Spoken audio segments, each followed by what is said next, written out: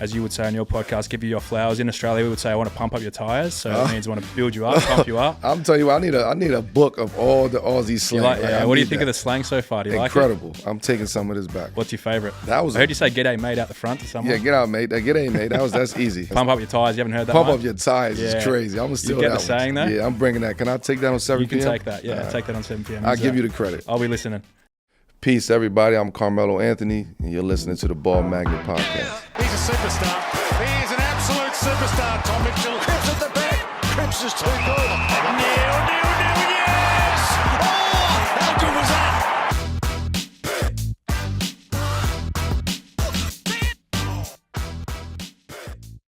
All right, feels surreal to say this, but Carmelo Anthony, welcome to the Ball Magnets Podcast. Thank you. Thank you. What is it? Ball magnet, right? Ball magnets. So we got a few players in the AFL here. Obviously, not going to know who they are, but Josh Giddey, he sort of runs the basketball aspect, and similar to yourself, with your son Kyan, who's looking to be drafted. Giddey is training and creating programs for the young Aussie athletes. So I've obviously listened to your podcast and the way you like to educate and teach players, but I love watching your highlights, and I was watching this morning your 62-point game in New York. And just your package. Talk to us a little bit about your package, because it seems so simple on the outside, but to go left, to go right, to spin left, spin right, mirror what you can do on both sides is just so impressive. I don't know where to start at. I think that the package that you're talking about, referring to, is a testament to, for one, being creative, understanding advantages, right, and in duality. Like for me, you have to do everything left that you can do right, and vice versa. So I always trained that way, and whatever I worked on going left, I worked on going right. And it just repetition, just over the years. When you feel like everything is connecting, and I felt that at a moment where it was like, okay, everything is just clicking on autopilot. And I've listened to your podcast, plenty of it actually, 7 p.m. in Brooklyn. For all the Aussie listeners, make sure you have a listen, because it's honestly one of the best pods out there. So, but yeah, like I love listening as an athlete myself, obviously not your caliber of athlete, but love listening to you talk about just being instinctual when you're on the court, reading what the opposition gives you. And when watching your highlights, it's exactly that. It's, if they overcommit, you go round. If they give you space, you shoot. If they force you one way, you read the scout report, they force you in that way for a reason, so get good at that. So can you elaborate a little bit more on, I heard on one of your episodes you were talking about, picking 4 spots on the floor and just mastering 3 or 4 moves in each spot. Well, I think today, I don't want to say today, but just in general now, the concept of training and going into the gym and working out or getting with a trainer is a lot of the workouts are very similar in a sense. You're doing the same thing. To me, it was always about the individual. Like, I can't have the same workout as Shaq. Yeah. Right? I can't have the same workout as Kyrie's boy. Kyrie, he's like plenty Chris of dribbles. Paul, or like JC, like those point guards. I can't have the same workout as Steph Curry. Yeah. Because we're just totally different people, different players. Yeah. But what I could do is, because I want to constantly add on to my game, I can take pieces from Chris Paul, Steph, Michael Jordan, whoever I want to in those positions, and implement that into my own game. And that's where that's the fun part, because now you have to be creative, because you're not really working on the same things that those guys, other positions are working on. But the fun part is the fact that you could work on that. Yeah. Right. And you can keep it playful. Absolutely. Yeah. And you can implement that in any way, shape, or form that you want to. So that was always my thing. Like, what can I do in these 4 spots? Yeah. And when you really break it down to 4 spots, it's really more than that. Yeah. Right. Because there's a number of moves. You're going left, right. Yeah. So it's 4 spots that sound easy and simple. Yeah, it's not simple. Nah, but it's also it's 8 different things that you could do out of one spot. Correct. So until you learn how to do those 8 things and 7, 8 things in that one spot. And then also read the defense, because that's going to determine what you do. Yeah, and it's very hard though, right? It's like it's very hard to train and envision and visualize like a defense and like somebody's guarding you when nobody is there. Yeah, right. So you have to be creative and you have to be like very intentional on the moves that you make. You can't be lackadaisical because even though you visualize that somebody there, nobody's really there. Yeah. So you can try to cheat it a little bit. And I think that's where people go wrong. Yeah, of course. No, that's well summarized. And I want to, as you would say on your podcast, give you your flowers. In Australia, we would say, I want to pump up your tires. So it means I want to build you up, pump you up. I'm telling you, I need a book of all the Aussie slang. What do you think of the slang so far? Do you Incredible. Like it? I'm taking some of this back. What's your favorite? I heard you say "G'day, mate" out the front to someone. Yeah, get out, mate. G'day, mate. That's easy. G'day. That's easy. Pump up your tires. You haven't heard that? Pump up your tires is crazy. I'm gonna steal that. You get the saying though? Yeah, I'm bringing that. Can I take that on 7 p.m.? You can take that. Yeah, take that on 7 p.m. I'll give you the credit. I'll be listening. But I love your podcast because I first of all love the humor. Like I love that you show your personality, because I feel like as fans, you always have, a perception of what someone may be like, but with your own platform, which I can gather is the reason why you've created the pod. You're creating a worldwide media platform that we really get to know you as fans, which is super cool. So I love the humor aspect and sort of the stuff we've touched on. But from your point of view, heading from a basketballer now to more of a businessman, what is the intentional purpose of 7 p.m. in Brooklyn? Well, the intention, it wasn't no purpose of it, to be honest with you. It was a bit of fun initially? It was me deciding that it was something I wanted to do. Okay, do I want to tell stories? So people want to hear from me. Like everybody has a quote unquote podcast and everybody is telling stories. But I didn't really want to jump into the industry that way. Everyone's got their own podcast, don't they? Everyone's got one. Yeah, and it's a great thing, right? It's a great thing. It's freedom of speech. It's everybody has their own experiences. It's for me, I will only talk about things that I've been through. Yeah. Experiences that I've been through, people that I've been around. I can't talk about no hypotheticals. I don't like talking to hypotheticals, but I only can speak on my experience. And because the fact that I have such a long experience and longevity in the game, people are getting to see the beginning of 2 decades of stories. Yeah. And I haven't even... Well, even more than that. I haven't even started the stories this morning on the Way of Wade. Yeah.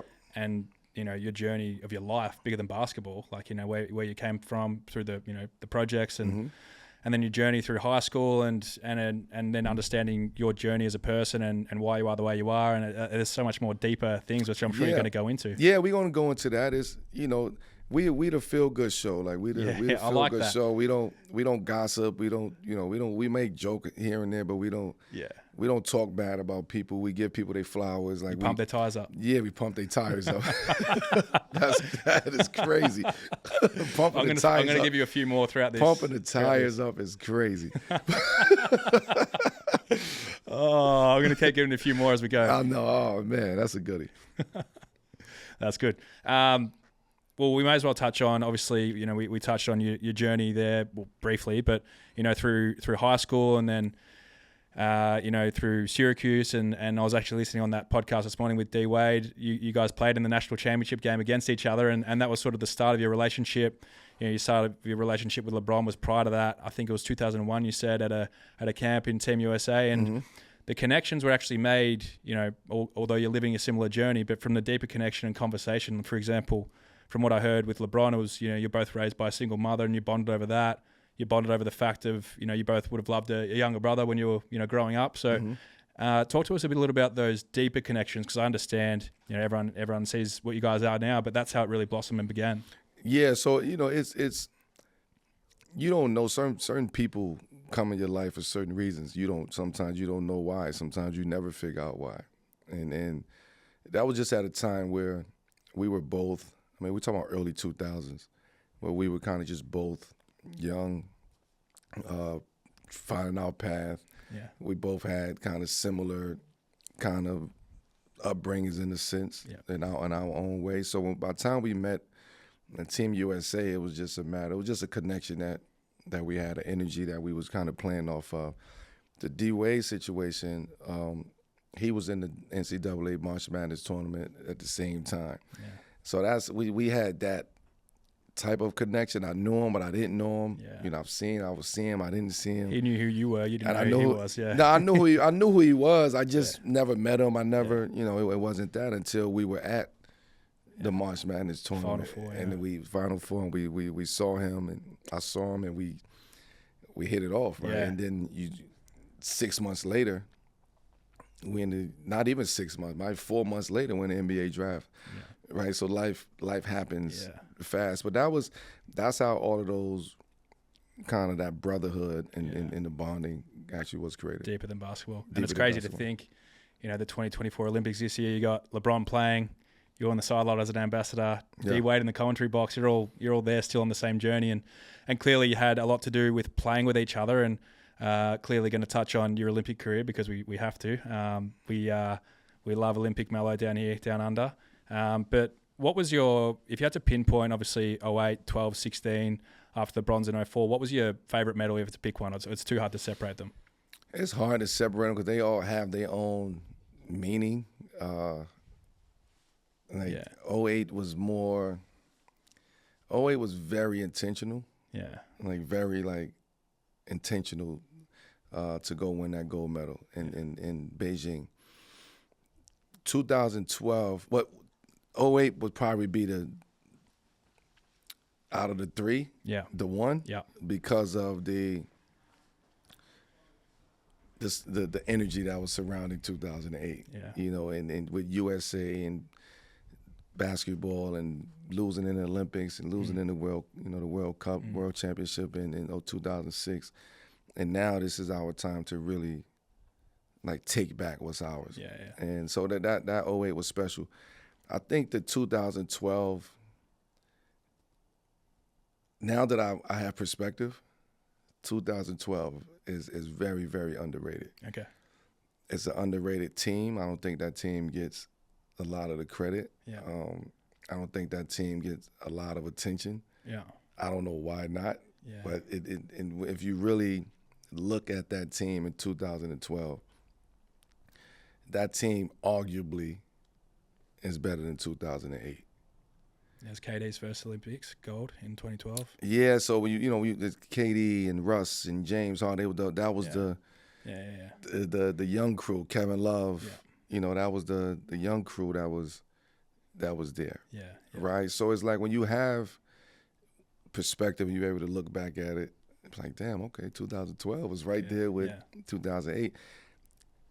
16 in Rio was just more of it was my farewell. Okay, this is my Thanksgiving, giving my thanks back to, FIBA, Olympics, international play. That was my give back to that. Yeah.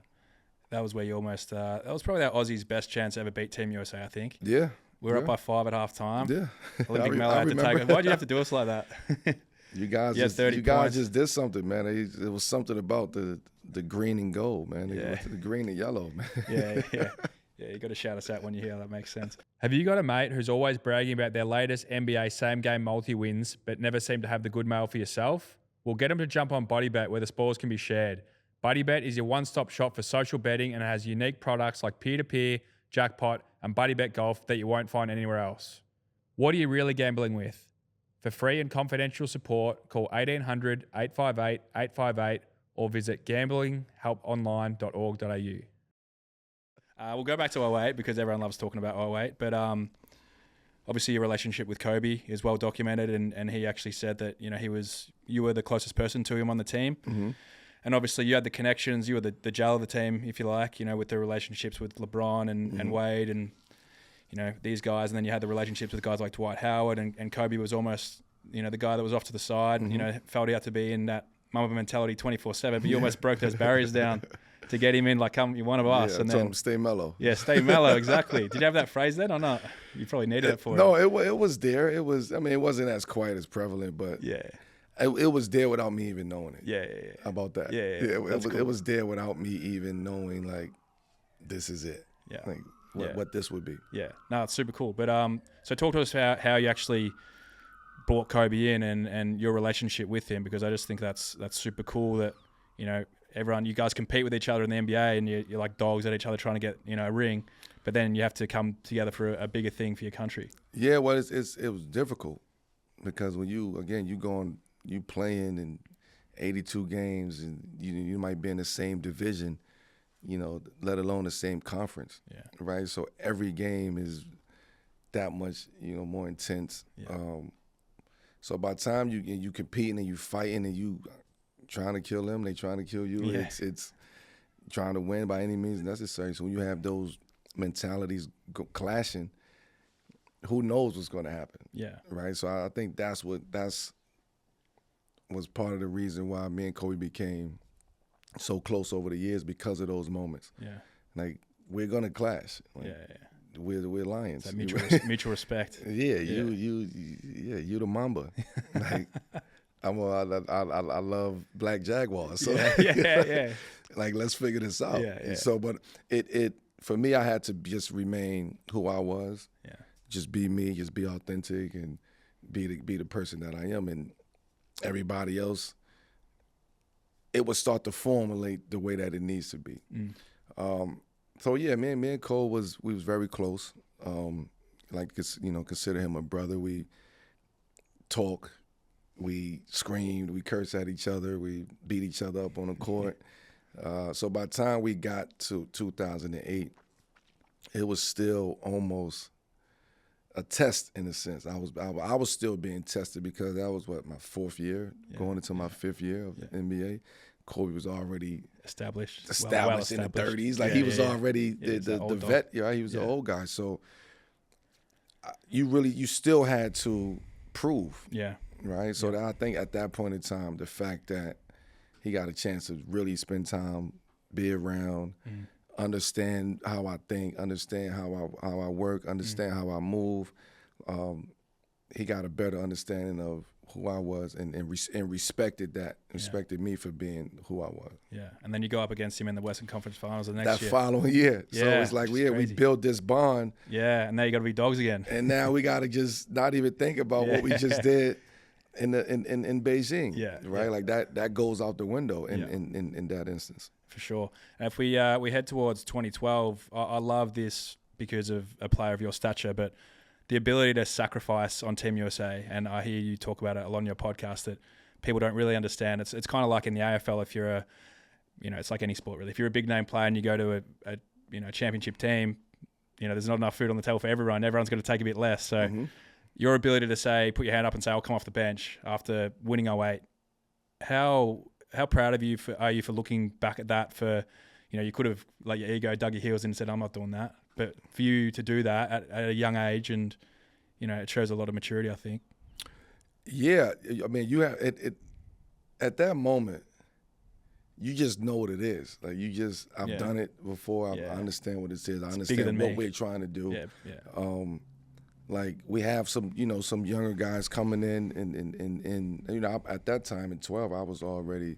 Now I'm 8 years in the NBA. So now let's figure out how to implement the young guys now.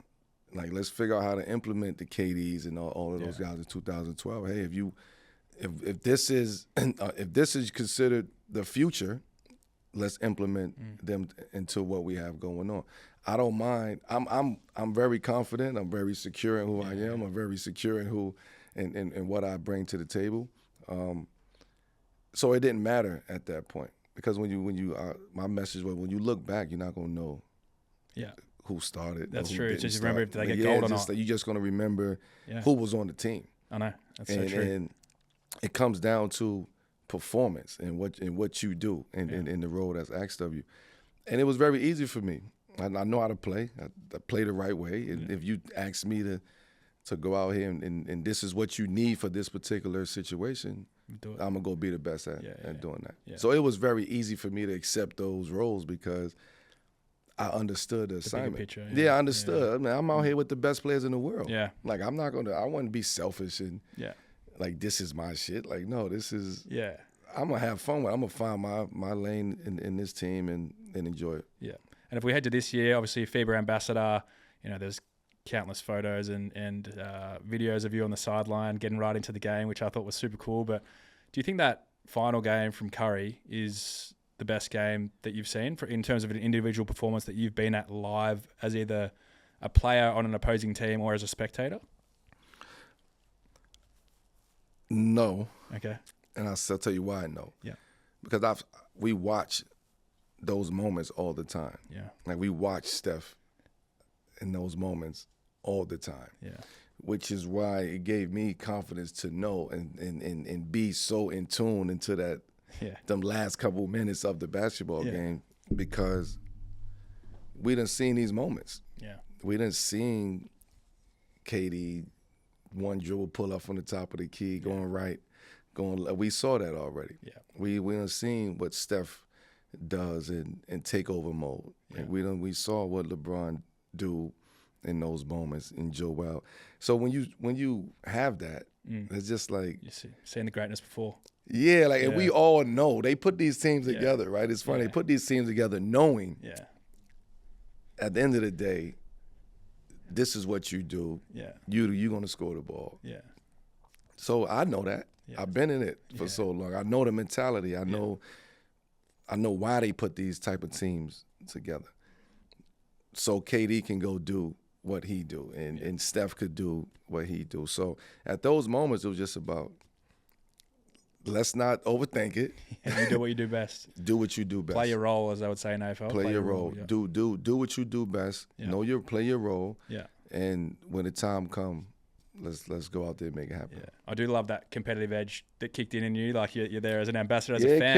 It kicked in. And then the edge kicks in, which we've all got built in us somewhere. But I just love like towards the end of the game, you assessing the time on the clock, who's on the court. Yeah, I think you set the screen here, Curry free up. Yes, KD. I think what ends up happening, why it surprised people, because throughout my career, that was always quiet. That was always amongst my 5 people that's out there on the court or in the locker room or, on the bus and in filming and practice. It never was public. Yeah. Nobody never seen that in public. Yeah. So now you're able to see that live, and it's like, oh shit, where was this at? It's like, it's always been there. A strong form of leadership too. Right, but now I have to, I'm doing it from a different seat now. Yeah. Now, if I do that as a player, it could come off as you doing too much. Yeah. Right? Oh, why you yelling? Why you doing this? You want to be like you. It's just a lot of things that come with that as a player. Yeah. But as a fan now, somebody who has those leadership skills and the players respect that. Now it's a different effect. It's a different feeling. Those players that's on the court, they feel comfortable and confident to look over to the sideline. Yo, Melo, what's up? What you think? What you see?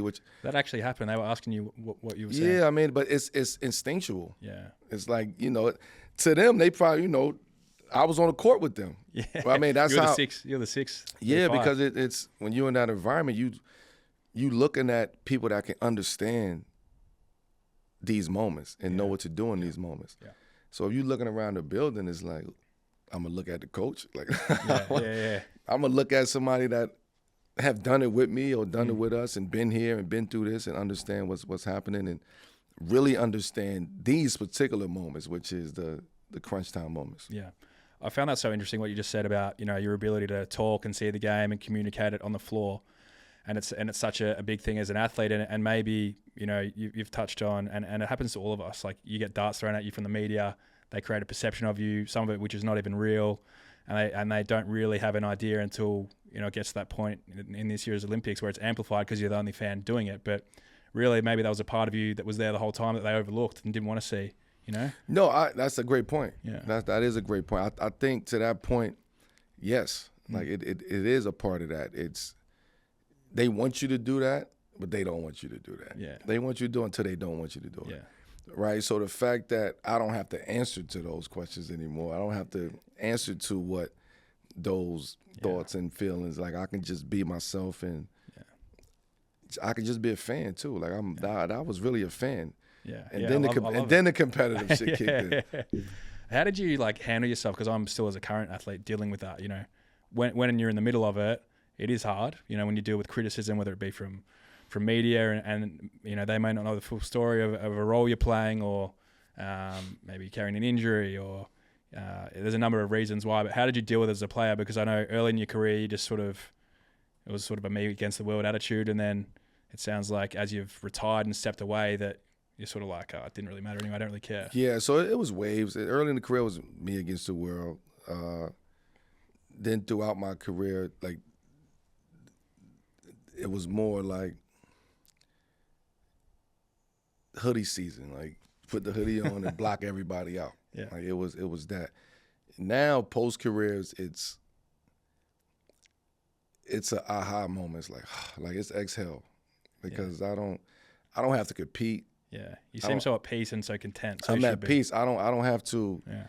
I don't have to scout. I don't have to get up. I don't have to wreck my brain about plays and scouting reports and routine and training and competing and tapping into these different wells of greatness. Like, I don't have to do that from a competitive standpoint no more. So now it's just all at peace, right? Yeah. It's just free. It's at peace.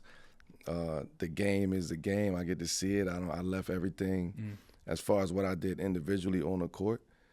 And when you spend 2 decades doing something, it's like once you get away from it, it's like you had enough. Yeah, I done had enough. So I think that's what people are seeing right now. Just I've done it. Relaxed. I'm cool content, with it. I'm cool with, I'm ecstatic with my career. 19 years in the NBA.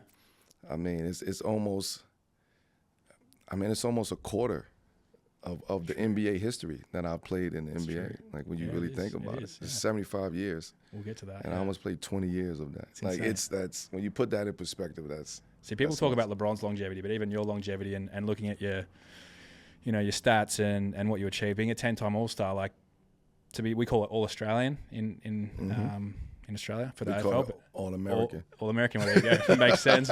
We can bond over that.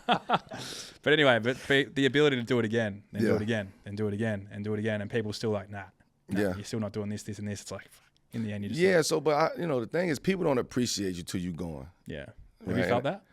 Yeah. Yeah. And I think that's what's happening to me now. Because you're getting all the praise, you're going around publicly, all the love. And it's like I'm not doing nothing differently. Yeah. Like I'm not doing anything differently. Like, you guys, they miss you when you're gone. Yeah. Right? True. Because it's something that they realize you can look back at and be like, damn, that's something that I'm missing. Yeah. Like, we don't have that particular thing anymore. So that's why people go back and watch highlights. You try to fill a void of what's missing. So now that I'm out of it, I think that's what's happening. Yeah. Like, the appreciation is higher now because there's no ties to anything. There's no ties to the NBA. There's no ties to the team. So after you're done,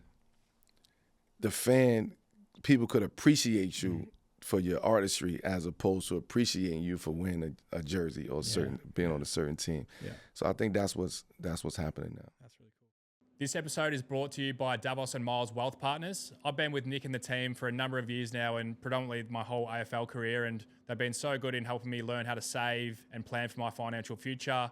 You obviously want to be accumulating wealth in the background no matter what career you do. So I encourage everyone out there to organise a meeting with Nick and the Davos and Miles team behind the scenes, no matter what career or field of work you're in. Whether it be purchasing a home or setting up your financial future, the Davos and Miles team are so transparent and helpful in doing so. I advise you all to head to the website, davosandmiles.com, to organise your meeting.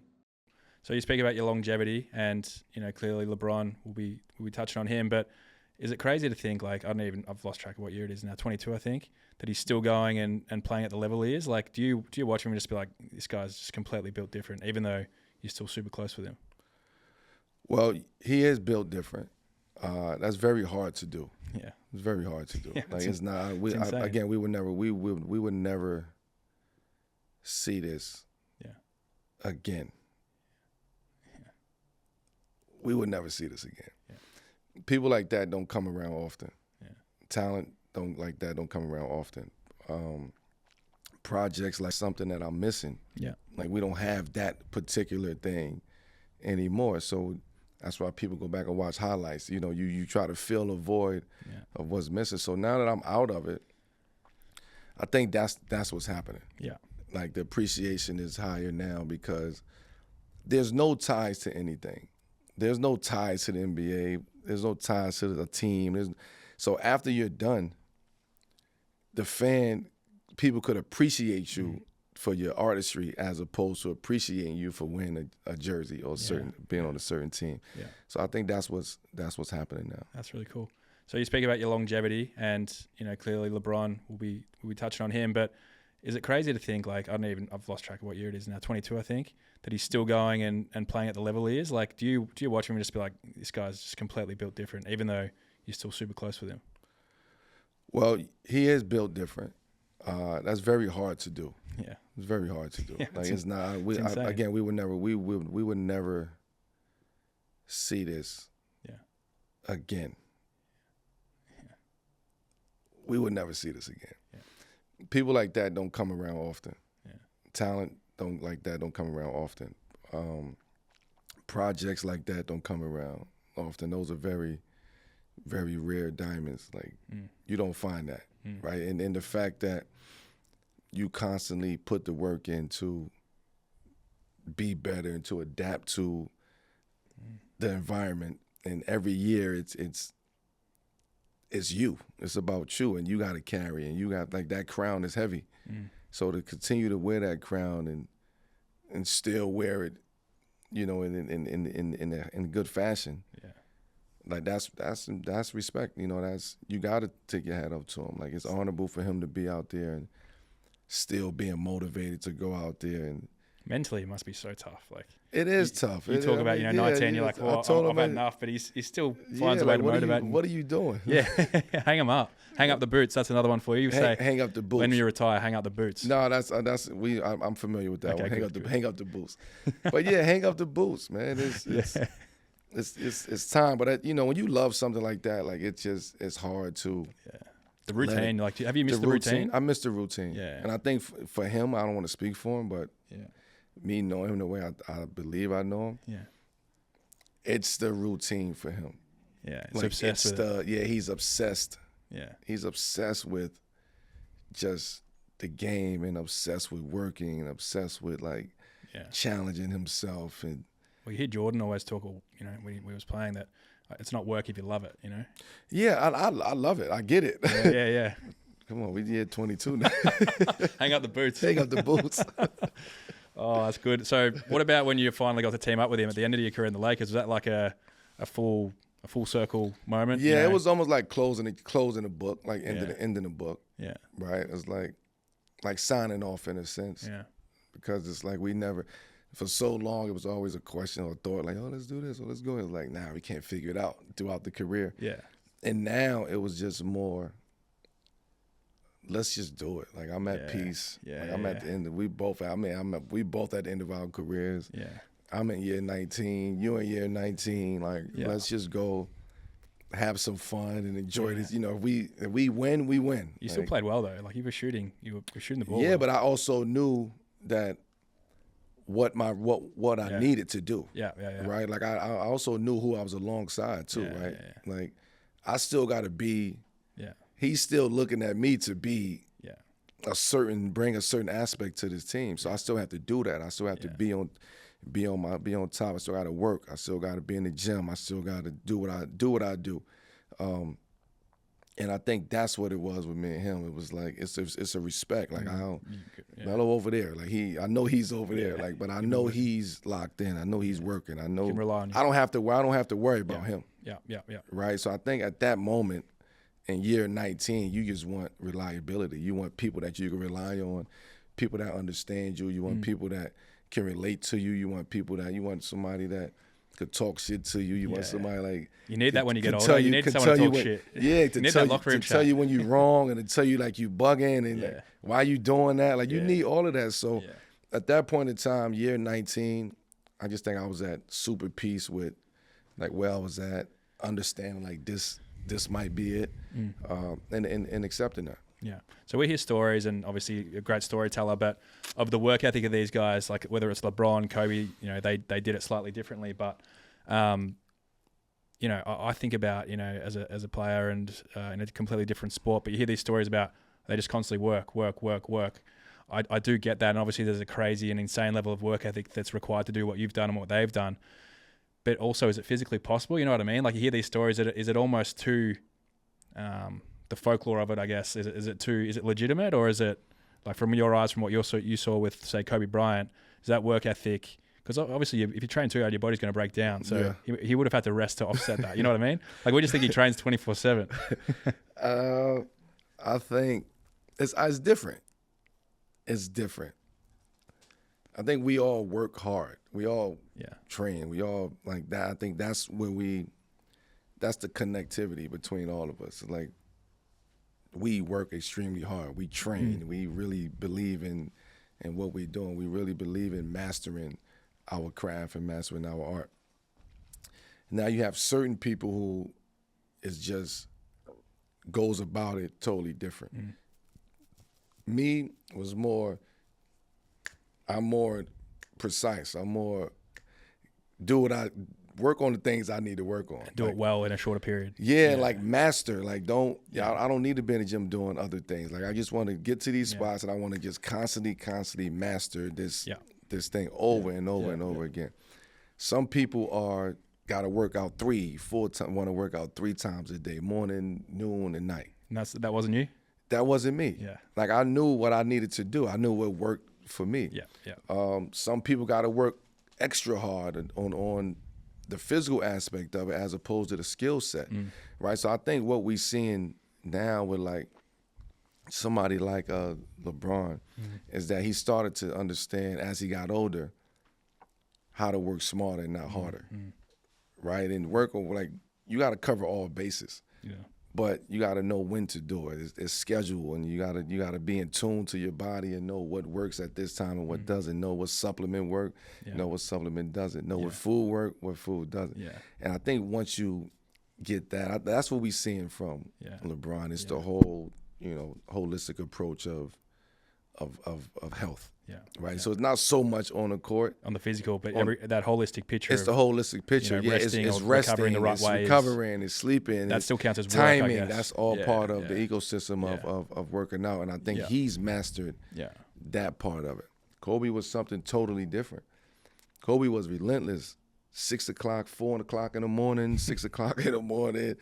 Like, he was relentless. And it worked for him. Yeah. I mean, it probably broke him down towards the end of his career, but that's what he needed to get the edge. Yeah, gotcha. So the more that he did it, he became more comfortable with it. And then sometimes he became complacent with it. And when he became complacent with it, that's when he really went to the Mamba mentality. It's like going to the edge almost. It's like, bro, like, I'm not. So you look at the USA team documentary, I said, I'm not Kobe used to work out at 5:30 in the morning. Like, that wasn't me. I'm not working out at 5:30 in the morning. That's just, I'm not relentless like that. Yeah. And in pursuit of doing it to just challenge myself, like, I don't want to challenge myself that hard. Like, I'm cool. I know what works for me. I challenge myself, but I don't want to work out at 5:30 in the morning. Yeah. If I don't have to. You're focusing on your sleep, which is recovery, which is an extra. You're doing it differently. I'm just focused on what works for me. Correct. I'm not focusing on, getting up, working out at 5:30 just to say that I did it. Is it true, the story, Team USA, a few of the guys went out one night and came back from a night out of the club? That's the night I'm talking about. Yeah. Can you tell us about that? So you come back from a night out of the nightclub, you get back, and Kobe's already finished, or he's about to start his training session? No, we was out somewhere. And we were coming back into the hotel, and he knew that we went out. So he wanted to rub salt in the wound. Oh, rub salt in the wound. I like that's one we familiar with. Okay, good. Rub salt in the wound. Good. We got a couple. You 1 for 3. You 1 for 3. Yeah, right okay, now. 1 for 3. I'll take that. Aussie slang 1 for 3. That's all right. But he came back. Well, we came back, and he's in the lobby. But he made sure that we saw him with his bags, with his his towel. And that was his mental edge to you. That was a mental edge. Yeah. It worked. So the next day, other guys came in, and they started almost who's gonna beat who in the gym first. And it was just something that Kobe, I'm not doing that. Like, I'm not. Like, I love you, bro, but I'm not. I'm not trying to impress you here. Like I'm about to do the same shit at 10 o'clock. Exactly. I'm gonna do at 5:30. Like it's not. But again, that's just knowing what works for you. But so that's the story of him just being. It was he always wanted a psychological edge when it came to competition. Yeah. And everybody, we all want that, and we all go about it differently. Yeah. I know you're not a huge fan of hypotheticals, but I feel like you've answered this on your pod before, so I don't hope it's okay asking. But the hypothetical of, you talk about the redeem team of 08 going up against the dream team. Mm-hmm. Who wins? 7 games. 7 games? 7 games. And I'm going to throw another element in there. Every player's in their prime. So you got Jordan in his prime, Magic in his prime. You all get to pick a year of your prime, and you come together. They're the teams. It's tough. I've never heard that hypothetical before. You like it or not? I do like it. Yeah. That's maybe the toughest hypothetical. Okay, of all good. time. We'll take that. When you start talking about the primes of those guys. Yeah, because they were all older when they played the Yeah. If we catching the 92 Dream Team with that team. Yeah, you win by 50. We beating them. Yeah, gotcha. Like we I don't want to say 50, but we it'll be a highly competitive game, but we win the game. Yeah. And we have youth. Yeah. Like those guys were beat up. Yeah. Like Larry Bird was on the ground, like laying down with his leg kicked up with a beach towel. Like those guys was Pat Ewing. Like those guys was they was enjoying themselves. Old as shit, as you'd say. That shit wasn't serious for them. It was serious as far as the stakes and what was around it. But guys was old, man. They was guys was old. Yeah. Like, we would definitely beat that team. Yeah. With that being said, who's if you go to all primes now. I like that you've got a question you haven't heard before. It makes me feel good. Yeah, I mean, it's just something you got to think about. Like you said, primes. Like you talking about the greatest.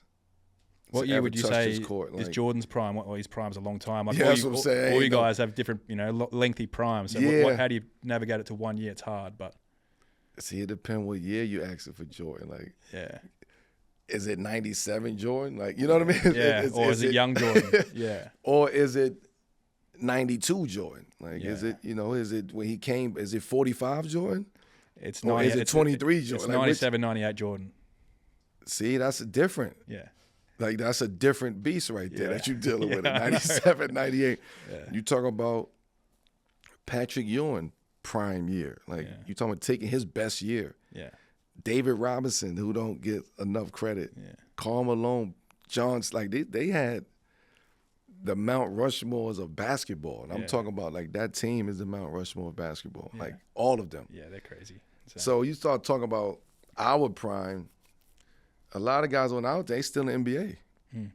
Right? So it's very difficult. Yeah, that's why hypotheticals are tough. So that made me think, though. I would prefer to think about it that way. Yeah. As opposed to think about, who would win? Yeah, exactly. That's an easy answer. We were younger, them boys was old, exactly. man. Old shit. Yeah.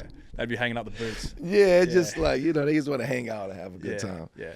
And then you obviously been nominated as a top 75 player of all time, and you're rubbing shoulders with these guys. You're in the room, and talk to the story around when Jordan walked in the room and the aura he had, because I assume he was probably the guy you looked up to. Well, Jordan didn't walk. He didn't come to that room. He went to his own room. So it was two different events. It was the All-Star weekend. Yeah. You had the All-Star game 75, like as far as like announcing it. So everybody came back for the game and halftime or whatever they did that. That's where you see Michael Jordan at. It was another room before that where it was just a private, intimate room with all players. Players only. Players only. Yeah. And it was a very interesting room because you start lining up. The hierarchy. Yeah. You start sizing up. Like, okay. You know what I mean? And then you start putting everybody in position, like in where they supposed to be at within the 75. Yeah. If that makes sense. I get it. So now you start realizing who's who in that 75. Yeah. And who's really who in that 75. So Jordan's him. Jordan is him in that 75. Yeah, gotcha. Like it's not even like, and he didn't come in that room. Okay. He probably the only one who didn't come in that room. Who were you sizing up? I was sizing up guys who was that played my position. Yeah. Right. So and on that list it was George Gervin. It was, who else was in there? Paul Pierce. Bar McAdoo. It was KD. Would you put him in your category? He's more of a KD four, was in there. Like, you know, was it Paul Pierce? Was, you know, it was like, I mean, I'm talking about older guys too, like from back. And I'm talking about we're talking about 75 years. It's a long time. Guys that you probably never even, you know. No, I didn't even know the first two guys you said. Yeah. Like I don't know some of these guys. They in there. I mean, a lot of those guys in wheelchairs. You know, they older. So it's like where they sit at. Yeah. You know, but you just, to your question, man, is you know, you feel it. And as players, we know. And we know when Black Cat come in that room. Yeah. It's different. Yeah, it's different. It's different. It's just it is what it is. Yeah. Right. It's different. You can't teach that. You can't explain it. You have to be there to understand what that aura really feels like. Does LeBron have that same aura, or is it because LeBron has that aura to this generation? Yeah. But the difference with this generation is that they give that aura to a lot of people. Right. Yeah, so it's not just, you know, yes, it's LeBron. Like he is him. He is LeBron of this generation. He's not Michael Jordan of this generation. Yeah, like gotcha. he's LeBron James to this generation. Yeah. There's no Michael Jordan to this generation. No, exactly. You're biased to the generation that you grew up watching. Like I grew up watching yourself, LeBron, AI, Ray Allen, all these guys. You know, and you think they're the best because it's what you saw. You know what I mean? But so to that point, when there's different levels of how you look at this game. When you have the 75, that's when you look at it. That's when you see who transcends all across the board. True. And when you can do that, you're that. Yeah. Right? And that's just how we operate, how we think, and we call it the fraternity. Like in our fraternity, which is that 75, we know who's who. You know who's who. We know who's who. That's kind of cool. Like, and it's rare because we know LeBron is that. Like, we know is that. Yeah. It's whether the 75 that fraternity want to don him as that. Yeah, okay. Right? Because the 75 that fraternity has donned MJ as that.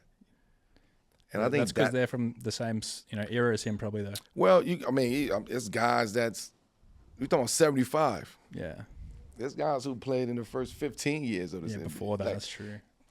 So yeah, that's the difference. See, I just look at guys like you, Steph, KD. I'm like, they're my goats. You know what I mean? Like, that's what I'm saying. So I'd rather just be like, keep me out of that. Keep me out of the conversation of that. Yeah, I don't want to be part of that conversation. I don't want to be debated in that conversation. Yeah. Like, nah. Like, like you said, personally, I'm your GOAT. I appreciate that more than somebody else debating who's better. It's all a bit of fun and games, I guess, at the end of the day. People enjoying basketball, having a chat. So I do have, therefore, one more hypothetical. When I hit the golf course with the boys, we like to keep it competitive by having a friendly bet on who has the best score, longest drive, and even nearest to the pin. To place these bets, we use Buddy Bet Golf. Buddy Bet Golf allows you to bet against your mates within the app. Simply create your bet in the app, invite your buddies, play the round, and then declare the winner. Buddy Bet Golf takes out the hassle of carry cash or chasing out the mate that stiffs you on a bet. We all know a few of those. Download the app today and give Buddy Bet Golf a try. What are you really gambling with? For free and confidential support, call 1800-858-858 or visit gamblinghelponline.org.au. And it's around KD because I've been fortunate enough to meet him a couple of years ago, and he gave us, similar to yourself, an hour of his time, which was unbelievable. It was before a Warriors game one time. But prior to him getting to the Warriors, do you think if he doesn't go there, do you think LeBron wins more rings with the Cavs? Because I feel like, you know, it was Warriors 15, Cavs 16. If KD hasn't come, like, I know they were the clear best team post that, but what does that sort of, it's kind of like what you talk about in your podcast, 7 p.m. in Brooklyn, again, for everyone listening, but how little things happen and it changes the whole course of everything. Yeah. I feel like that was a key moment as well. That's a tough hypothetical. Yeah. I just think, like, that team, with the Warriors team, with KD, no matter what people may think or say or they might shun it, that was a real team. Best ever, you reckon? They was a great team. Like, they were a great team.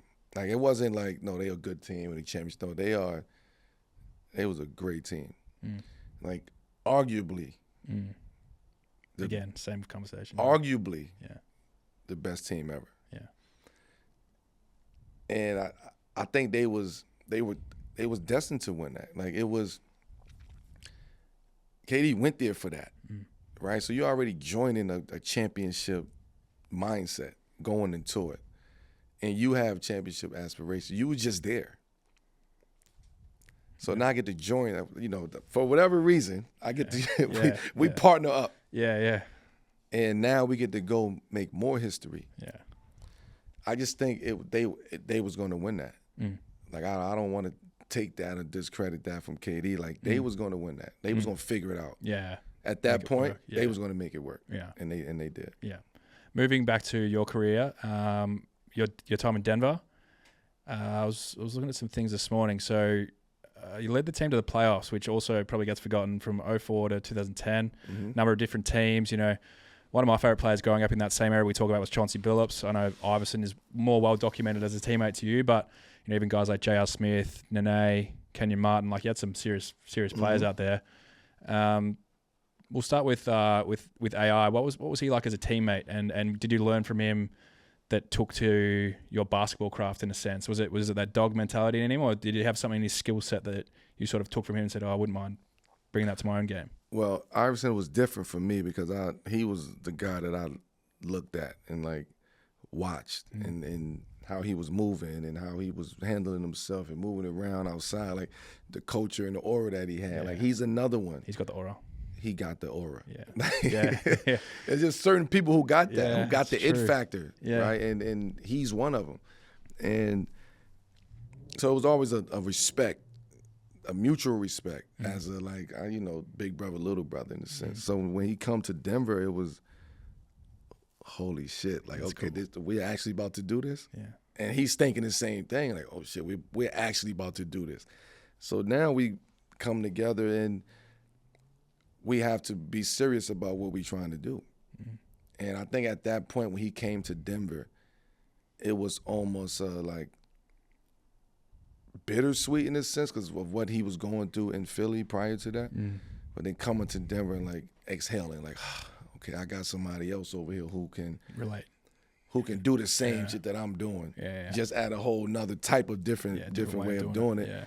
Now we got to figure out how to make this work. So I think the first season was more happy. It was, like, exciting. It was like, yo, man, AI playing, Melo, AI playing together. Like, this is some fun shit. Yeah. That's right. So I think we understood that, yo, this is fun. This is, like, what we're about to do, what we're about to try to do is special. And then the time was just cut short. Yeah, so it was, and then it was bittersweet for me too because getting Chauncey in. Yeah. So it was bittersweet. Yeah. Do you think your best year, like, I know we were talking about prime before, but if you did have to pick a year, your prime's 10-time All-Star, so it was a long prime. But if you did have to pinpoint a year, was it from your time in Denver, or is it sort of New York Melo of, say, 12, 13, around that time? If you had to pinpoint, like, your best season, which season do you think it was? Like, efficiency or all that considered. 2 minute count. In 19 years is crazy. Yeah. I would say probably like the 08-09 season. As far as, like, Western Conference Finals. But as far as, like, efficiency, like, and like locked into being effective and efficient and understanding. Now we talk about winning, right? So I would say 08, 09 or 2012 Knicks. Yeah. I would say 2012 Knicks. Why is that? When you compare your Denver Melo to Knicks because I Melo? just think two different mentalities. Like Denver Melo was more relentless and more like bullyish. Get a bucket. Yeah, it was just bully. Like it was like it was fuck you to everybody. Like that was Denver Nuggets Melo. Yeah.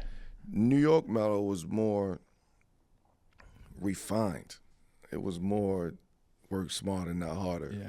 More skilled and more being precise and more of the work smarter, not harder. It was a chess game in New York for me, as opposed to Denver, where it was like checkers, and every time I get a chance to jump you, I'm jumping you. Like it's like I'm getting it, and that was the two mindsets, and that was the difference. So if I could take one from each, it would be that 08, 09, and that's cool, and the 2012 that's really New York. cool. And what would you say if you had to pick one as well, like being a top 10 scorer of all time, like we said, 75 years is a long time, or a 10-time All-Star, like both have relation to longevity in some way, but which would you say you're more proud of? I hope that's a question you haven't been asked again. I haven't, but out of 75 or... So being a 10-time All-Star or being a top 10 scorer of all time? Ooh. If you could take one, what do you take? I've never had that. You got some good questions, man. It's good. I've done my prep, don't worry. Oh, man. I like when I make you think like All-Star or see, I feel like more people have done 10-time All-Star, so maybe top 10 scoring. Yes. One of 10. So I would say yes. Top 10 scoring, and I'm gonna tell you why. Because it's hard to do that shit. Like it's hard to score like it's hard to score, and it's hard to score like that. Yeah. And you think about all the players and all the great players who've ever come through this league. In 75 years, 6,000 players probably. And to be top 10 out of almost 6,000 players in the history of the NBA.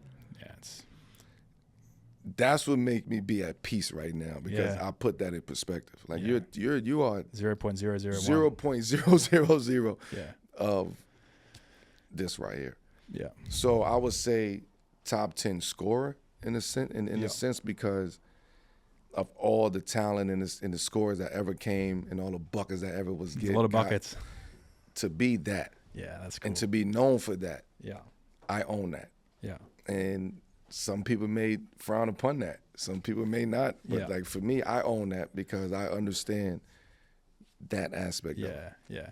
Which is why probably you don't care in a sense, even now if darts get thrown at you for didn't achieve this or that, but hey, I'm content with what I've done. It don't matter because if for everything that I throw back at you, you're going to say, oh, but what about this? Exactly. So you know what? Can never win. Can never win. So what I'm going to do is take my wins. If I take my losses, I'm going to take my wins. Yeah. And that's my win. Yeah. No, I love hearing that you're at peace with that. Last thing I wanted to ask you, and then we've got some little quick fire questions, but a little bit off topic of basketball. What are you most proud of outside of basketball? My kids. Developing, like my development, my personal development. My approach to just life, business, friends, family, and just everybody, just my approach. And my intentionality, I think me being intentional on everything that I do is something that I would say like I'm most proud of, because I had to work to get to that, to like be intentional. So all of it is coming together, which is why you may say like, oh man, this guy he just look at peace. Yeah. But it's because everything has actually come together. Yeah. Thank you so much for your time, Melo. Really appreciate the chat. I want to test you just before we finish. What was the name of the team, the footy team that we play for? Black and white. Starts with C. Ends in Ollingwood. Collingwood. Correct. Yes. It's your new team. So if you ever want to go into ownership, we got a spot. Okay, we keep that in mind. Yeah, keep it in mind. This is a nice little region over here. Other than that, it was good to pump your tires up for a good chat. And, thanks again. No, thank you, brother. Appreciate it.